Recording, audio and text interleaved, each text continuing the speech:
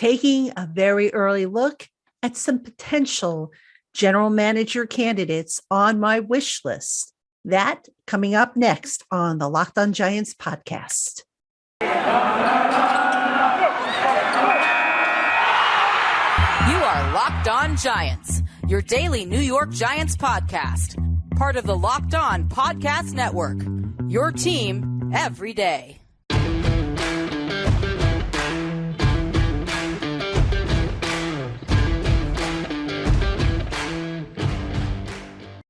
Hello, everybody, and welcome to a new edition of the Locked On Giants podcast, part of the Locked On Podcast family, your team every day. My name is Patricia Traina, and this episode of the Locked On Giants podcast is sponsored in part by Stance Apparel. Stance believes that the perfect fit matters more than fitting in. Enjoy the color and comfort of a life less ordinary with Stance.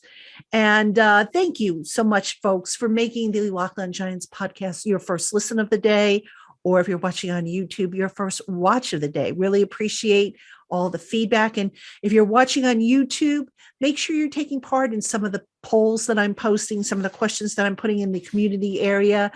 We've got a nice little community growing. And those of you who aren't on YouTube, if you've been writing into me, I've been collecting all those questions and looking at them. So I see it all. Keep in touch with me. I enjoy hearing from you guys and gals, and hope you will continue to send your thoughts into me. All right. Now, I have been asked by you guys during our Twitter Tuesdays, Pat, how about some GM candidates? And I kept saying, okay, you know what? I hadn't done research. I hadn't put together a list. Well, you know what? Proof that I listen to you guys and I try to bring you what you guys and gals want to hear on the show, we'll see on the show. I put together a list of GM candidates. And I didn't go crazy with the list.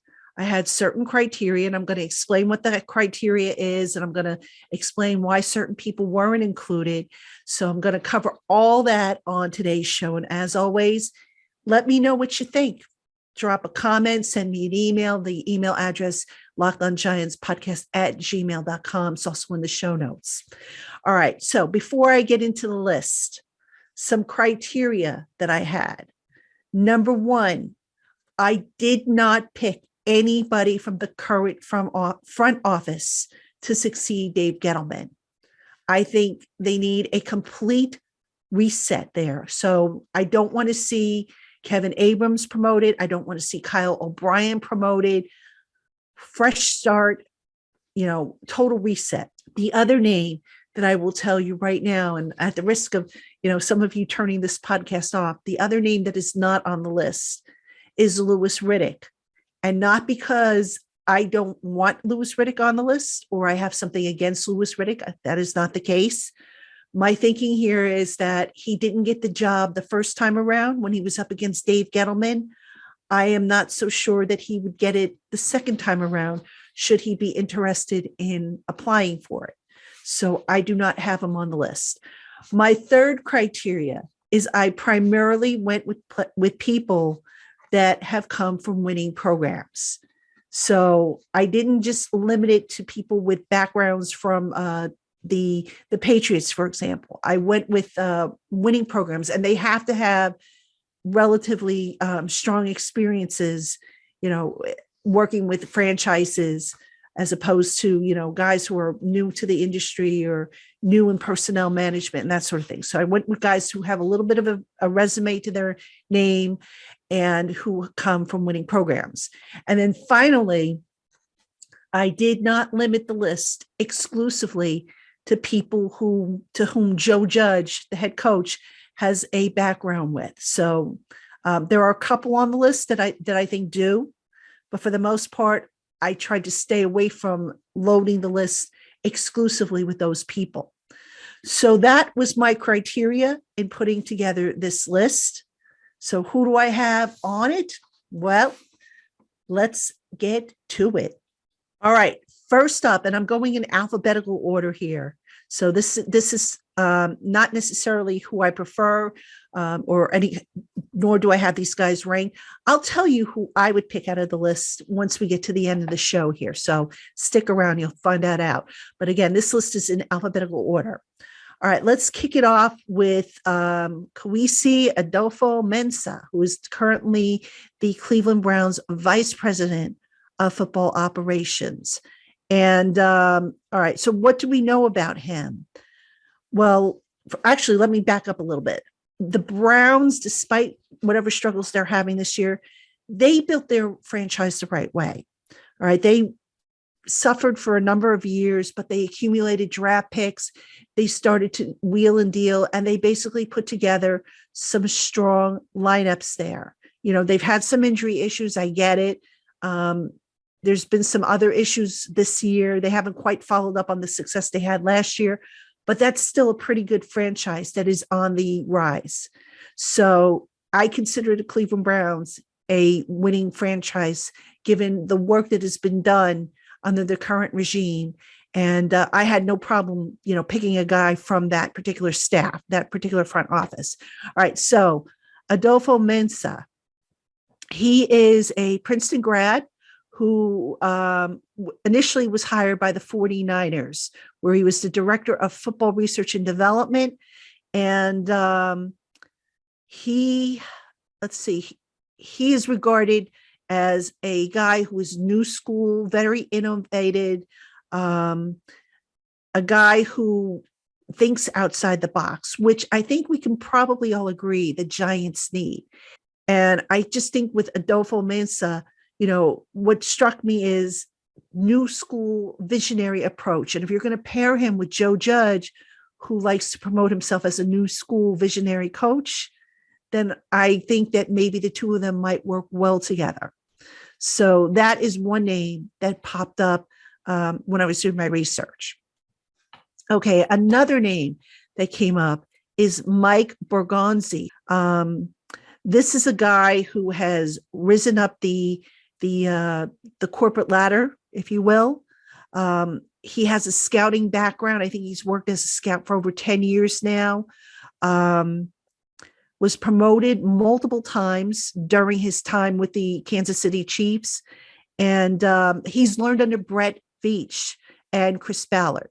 And, we all know about the Kansas City Chiefs and how they have built up that roster into a powerhouse that Andy Reid, the head coach, has taken and had success with.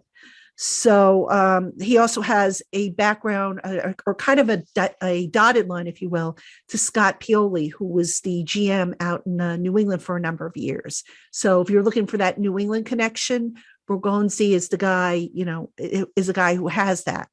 Talent evaluator. He's known as a good talent evaluator, very hands-on during the draft, and which, by the way, the Chiefs have been really good at with their drafts of late.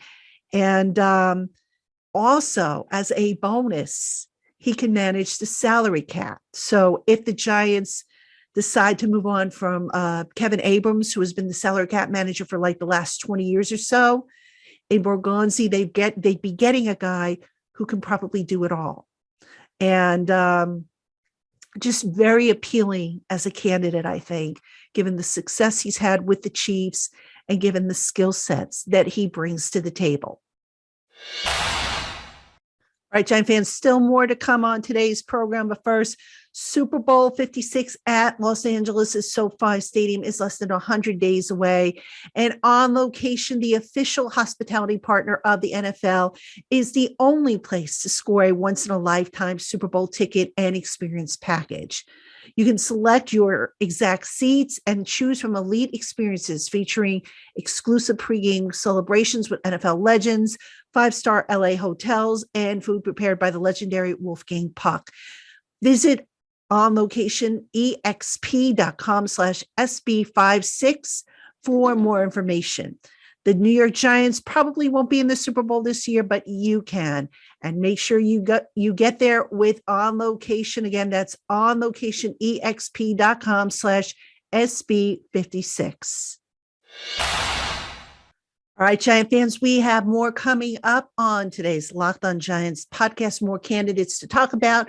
for the general manager position. But first, if you are looking for some colorful and comfortable apparel, you have got to check out Stance. Founded in 2009, Stance Apparel represents a radical reinvention of socks, underwear, and active apparel. With a focus on comfort, quality, and creativity, Stance brings a different and unique look to your wardrobe, alongside of some of pop culture's hottest collaborators for the ultimate in style and self-expression, so that you can express who you are through their unique, multiple stylish options. Stance believes that the perfect fit matters more than fitting in, that those who feel good do good.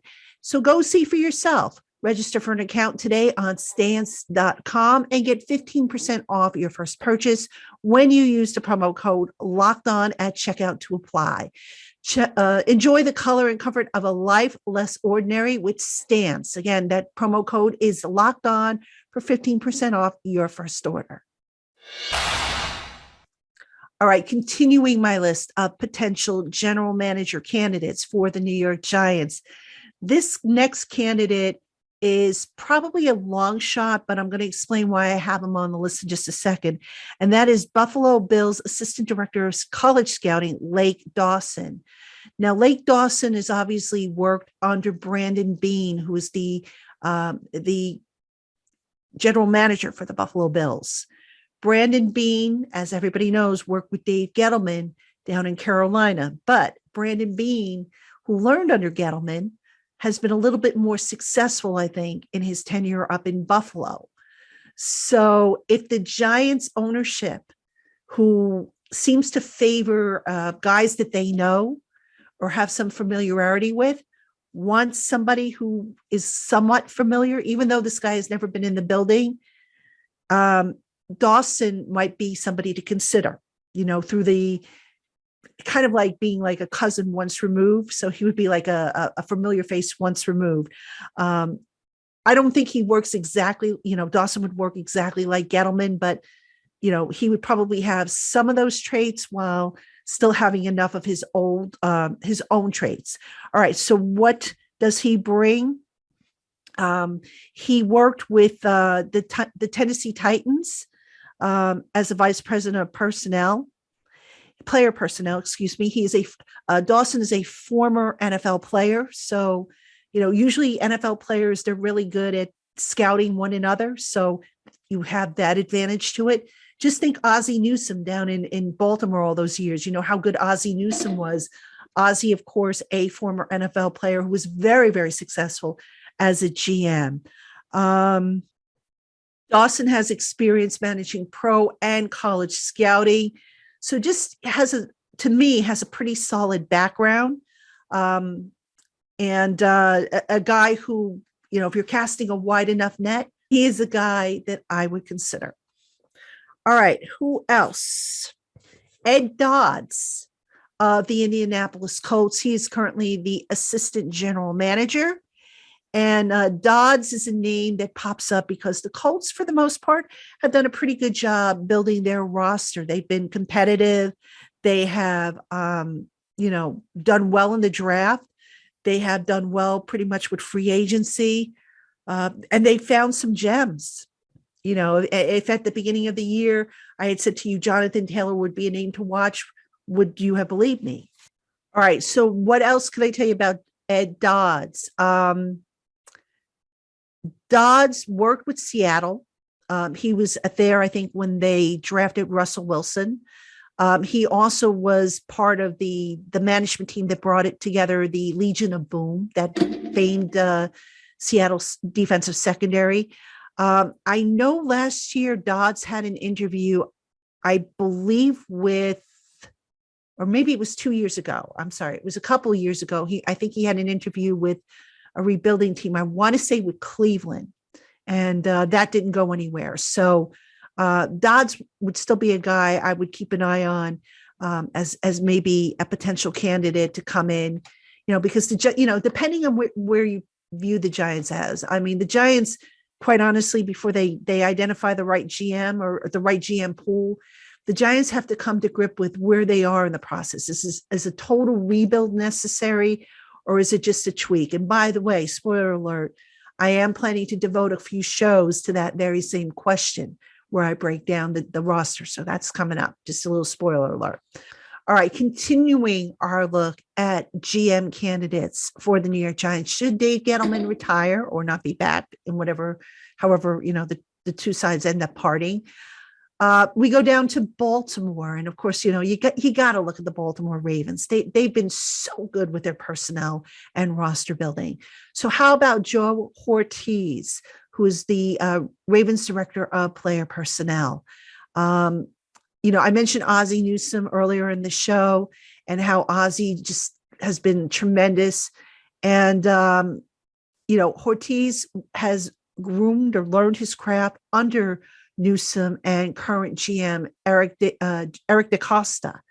So he's been a part of 2 Super Bowl winning teams, longtime member of the Ravens organization. I think he's been there since 1999. So this guy isn't exactly wet behind the ears, has a college scouting background. And let me see. I think he has also been good with the draft and also has helped lead the Ravens through different, eras or different changeovers in the time that he's been with the organization. So Ortiz is a guy that intrigues me. All right. And again, with the Ravens, they just seem to grow GM candidates on trees if you look at the success they've had. So he's a guy for sure. All right. A guy that has a direct tie to Joe Judge, Monty Ossenfort, who is currently the Tennessee Titans director of player personnel. He was with the Patriots for 15 years. He was part of, obviously, that Super Bowl dynasty that Bill Belichick and company had built. And he was the director of college scouting until, I think, 2020. So that's when he followed Mike Vrabel, who also came from the Patriots organization. He was a player for the Patriots down to Tennessee. Ossenfort has been instrumental in some drafting of some of the key players. UDA drafted free agents, undrafted free agents, as well as free agents, unrestricted free agents that he's brought in. And basically you look at the Titans, they have been solid the last few years. Whether they're on the cusp of winning something yet remains to be seen. But look, the Giants are still a long way off of being there and ready to win. So Ossenfort is a guy who, if you're looking for somebody who has that history with Joe Judge, which, by the way, I'm not totally in favor of, and I'll tell you why in a second. But Ossenfort would be one of the guy. And the reason why I'm not in favor of hiring somebody with a direct connection to Joe Judge is because my gut feeling says is when the Giants go through the interview process, obviously the candidates are going to meet with Judge, and Judge is going to have to figure out whether or not he can work comfortably with them the way he has worked with Dave Gettleman. Say what you want about Gettleman, and look, his tenure here hasn't been very good, but he has worked beautifully with Joe Judge. The two of them collaborate. They get along. You don't have them butting heads. And that's very important. Joe Judge strikes me as a kind of an alpha male. And if you bring in another alpha male, it just can lead to some issues. I mean, you want somebody that has a backbone, don't get me wrong, but I think that's going to factor into, and that is whether Joe Judge can work with whoever the next general manager is going to be. And I think Joe Judge, while not making the decision, and I want to make that clear, he is not going to make the final decision. What he is going to do is he's going to give ownership feedback as to who he thinks he can work with. And I personally don't want to see necessarily a guy that he's worked with before come in, because I don't want there to be a case of that individual, feeling, okay, Joe is responsible for me getting this, exclusive job, this great job with the New York Giants as GM. I don't want it to taint any visions. I want somebody to come in who has a backbone and who has the gumption to tell Joe Judge no, which I'm not so sure Dave Gettleman did a lot of when, in his role as GM. All right, Giant fans, still more to come on today's program. But first, It is the most wonderful time of the year, and Built Bar is going all out to make this holiday season the most delicious time of year with a winter wonderland of a deal featuring amazing new flavors such as the Built Crave bars and their amazing puffs in ruby chocolate and lemon dipped cheesecake. These and Built's other amazing flavors are available right now. And when you use our special promo code LOCK15, you can save 15% off on your first order at builtbar.com. There are flavors available in nut and nut-free variety. There's sure to be one that will meet your tastes. And again, you can put together a customized box and save 15% off on your first order with the promo code LOCKED15. That's LOCKED15 for 15% off at builtbar.com. So who do I want the Giants to hire from this list? My choice from the names I just gave you is, drumroll please. My choice is Mike Borgonzi of the Kansas City Chiefs, the director of football operations. Why? Because Borgonzi, based on the research I was able to uncover, seems to be able to do it all, from cap management to the draft, player personnel, pro personnel, college personnel, working with, having worked with Brett Veach and Chris Ballard, his background, just very intriguing. And again, you look at the Kansas City Chiefs and the success they have had, and I don't think you could go wrong if you were to pluck somebody from that front office to be your next GM. Now, can he work with Joe Judge? That's the $1 million question. How would he interview with ownership if he assumingly gets an interview? That's another $1 million question. But again, in my research, in my preliminary look at these guys, that would be my wish list, or my number one guy that I would wish for, just based on what I know as of this point. Do you agree, disagree? Let me know. I want to hear from you guys and gals. So either drop a comment if you're watching on YouTube, or send me an email, lockedongiantspodcast at gmail.com. All right, Giant fans, that is going to do it for this edition of the Locked On Giants podcast. Tomorrow, we are going to do the crossover show with, I believe, Landon McCool of the Locked On Cowboys podcast is going to be with me. Last time, I think I had Marcus Mosher. This time it's going to be Landon McCool. And we're going to break down the Giants-Cowboys matchup. Yeah, I know it's probably not something a lot of you want to hear about, but got to do the crossover show. So I hope you will tune in for that show as well. And then on Friday, I think I'm going to kick off that series that I told you about, which is basically, the working title is going to be, What Would Pat Do? Meaning this Pat. All right. So hope you'll stick around, catch those shows. Again, thank you. Those of you who didn't see the show yesterday, the Lollipop edition of the show, thank you for helping me get to 1,000 subscribers. Here's to 2,000. And thank you, as always, Giant fans, for tuning in to the Locked On Giants podcast.